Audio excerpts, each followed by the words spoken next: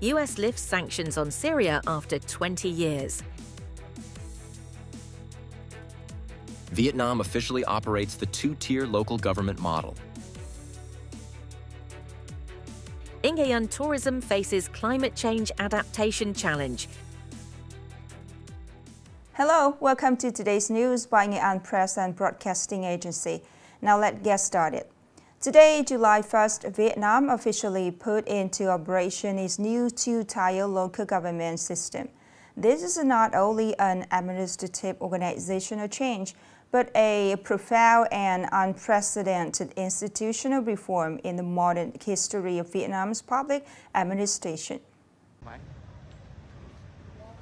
With the two-tier local government model, the country now has 34 provinces and cities, and 3,321 commune-level administrative units. The two-tier government structure helps streamline the administrative apparatus, demonstrating both high political determination and alignment with the requirements of improving the effectiveness and efficiency of state management and public service. Previously, on June 16th, at the 9th session of the 15th National Assembly, the National Assembly officially approved a historic resolution on the rearrangement of provincial-level administrative units, reducing the number of provinces and cities nationwide from 63 to 34. This is the first time in nearly half a century that Vietnam has had the fewest provincial-level administrative units. U.S. President Donald Trump has signed an executive order to lift most sanctions imposed on Syria since the 1970s, marking a major shift in U.S. policy in the Middle East. To terminate the United States sanctions. White House spokeswoman Caroline Leavitt said that the order also ends the national emergency declared during President George W. Bush's era and revokes 5 related executive orders. This move is considered as an important step toward normalizing relations between Syria and the West.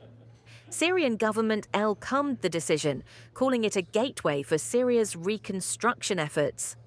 However, some sanctions remain in effect, including those against Syria's overthrown former President Bashar al-Assad and his associates, as well as individuals and organizations accused of human rights violations, terrorism, proliferation of weapons of mass destruction, and drug trafficking. One of Thailand's most influential political families is facing new legal troubles after Prime Minister Paetongtarn Shinawatra is suspended from office by the Constitutional Court, while her father, former Prime Minister Thaksin Shinawatra, is set to stand trial for royal defamation. The Thai Constitutional Court accepted a petition from 36 senators accusing Prime Minister Paetongtarn of dishonesty and violating constitutional ethics following a leaked phone call with Cambodian Senate President Hun Sen. In a statement, the court announced its decision to suspend Prime Minister Paetongtarn while awaiting the trial of the lawsuit seeking her removal. Meanwhile, Paetongtarn's father, former Prime Minister Thaksin Shinawatra, also faces legal issues in 2 courts this month. According to his lawyer, Thaksin appeared at the first hearing today at the Bangkok Criminal Court to face charges of defaming the Thai monarchy, an offense punishable by up to 15 years in prison if convicted. However, Thaksin has previously denied the charges and repeatedly affirmed his absolute loyalty to the monarchy. Upcoming are some updated news. A report at the regular meeting of Nghệ An Provincial People's Committee shows that the province has recorded positive fiscal results in the first 6 months of 2025, amid efforts to restructure its administrative system under the two-tier local government model. Accordingly, as of June 30th, total state budget revenue reached 13,824 billion VND, equivalent to 78% of the provincial target and up 14% year-on-year. Domestic revenue contributed approximately 13,224 billion VND, 80% of target, while import-export revenue was estimated at 870 billion VND. These results not only exceeded the estimated progress, but also created an important momentum for the province to meet its annual target of 26,000 billion VND, far surpassing the assigned figure of 17,126 billion.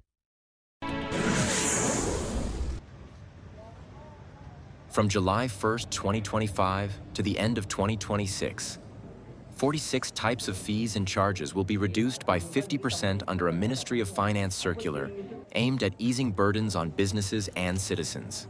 The list includes licensing fees for establishment of financial institutions, appraisal fees for restricted goods and services, fees for issuing certificates in aviation, industrial property, publishing, labor safety technical inspection, tourism, lawyers, veterinary services, etc. Fee reductions also apply to certain items such as customs fees, airport entry and exit fees for international flights, and railway infrastructure usage fees. This is the 6th time such reductions have been introduced to support economic recovery and growth.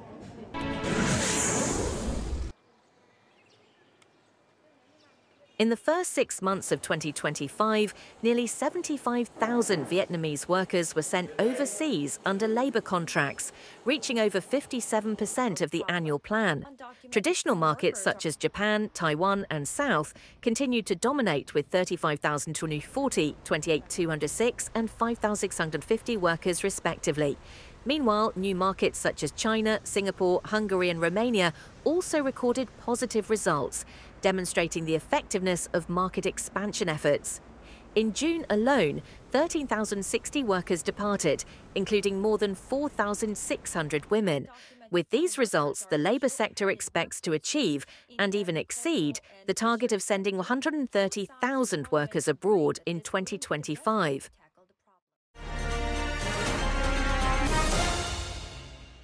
Climate change is having widespread impacts across many sectors, with tourism among the most affected. In Nghệ An, a province with a rich tourism potential, erratic and extreme weather is posing significant challenges to sustainable tourism development, requiring timely adaptation by the local tourism sector. More in the story. In recent years, eco-tourism and community-based tourism have flourished in Nghệ An, attracting large numbers of visitors. However, climate change is complicating matters, causing huge difficulties for this type of tourism, which is inherently linked to nature. Hon Mat eco-tourism site is an example. Although being well invested, this area often suffers damage from storms and heavy rain.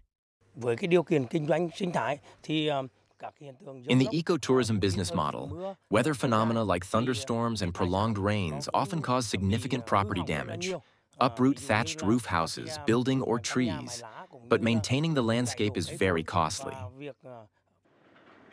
As the summer peak season arrives, tourist numbers in Kua Lo also decline significantly. Many travel agencies report frequent tour cancellations due to erratic and unstable weather. Hotel occupancy rates are only about 60% compared to the same period last year. Our restaurant reports many tours cancelled due to the weather, as Kua Lo often rains in the afternoon. During the last storm, 2 or 3 large groups cancelled. This year, weather conditions have greatly affected tourism businesses, including our hotel. The weather is erratic. Sometimes it's sunny and suddenly it rains.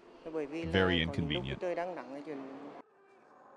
With its seasonal tourism characteristics, Nghệ An is under significant pressure of climate change. This reality requires the provincial tourism sector to quickly come up with adaptive solutions, such as diversifying products, expanding year-round tourism activities, and raising community awareness about environmental protection to minimize negative impacts from nature. Now it's the end of the show today. Thank you so much for your attention. Goodbye and see you later.